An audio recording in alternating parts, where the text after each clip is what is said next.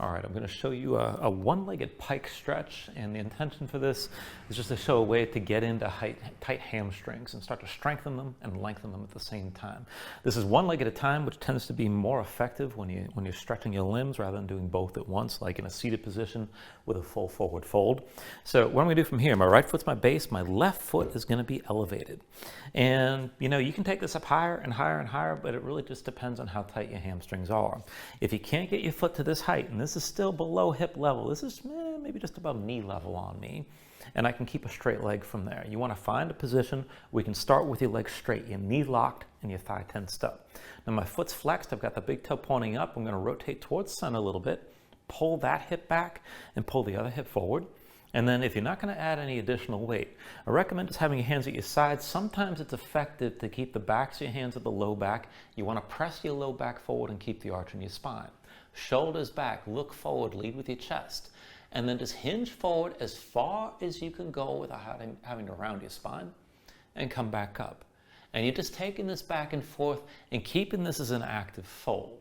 So when I come down, I'm pressing down into that heel, pulling that hip back toward me, and really trying to shorten up the front side of my body so I can actually bring my belly to touch my thigh as I'm looking forward.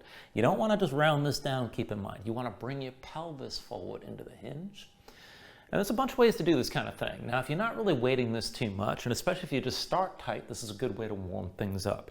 And I would recommend doing something like 3 sets of 10 on each side, or you could just take things slow and even and say do 25 repetitions of this and then switch out to the other leg.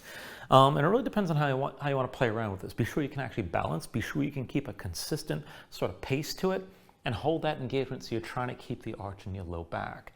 If you want to take things further, I could have 2 blocks, I could have a chair, I could have a countertop, whatever works. I got 2 yoga blocks here. I'm just going to take it up a little bit higher. So I'm close to my hip height from here. Not quite, but I can still keep the leg straight, and that's the big indicator. You want to keep your knee locked, keep the thigh tense, and again, keep your hips squared forward, your shoulders squared forward as well. Shoulders pulled back. And then just look forward, hinge from the hips, and come back up. If you want to take it down low, you can bring your torso even lower, and I'm flattening everything out on my thigh. I know my spine's rounding from here. This is how it happens when you actually have that full contact, keep in mind. But keep the shoulders pulled back, keep your gaze forward as much as you can. And just take it back and forth from here. Make sure you do an equal amount on both sides unless you're trying to even out some really extreme imbalance. Then you can start with the tighter side, go to the more open side, finish with the tighter side. And this is a good way to work this on one leg and then the other. Now, the option, if that's already easy and you really want to work to strengthen things further, you can start loading a little bit of weight. Now, where you put the weight is going to depend on how heavy the load feels. If you just hold weight at your hips and hinge, the weight's staying back here, and not too much of it's going to go to the leg that's lifted. So if I have this barbell right here, and then just to demonstrate, I'll just do the other leg to keep things a little bit more consistent. Now, if I bring the weight behind me, all the weight's basically at the hinge, and it's mostly on my standing leg. So when I hinge forward, I'm still getting the stretch, but the added weight isn't really doing a whole lot for the strengthening on my lifted leg. So what you want to do is keep this in front somehow. This is probably more weight than you want to start out with here. My hamstrings are pretty strong and pretty open. This is actually 30 pounds. And I think this just helps to illustrate the point.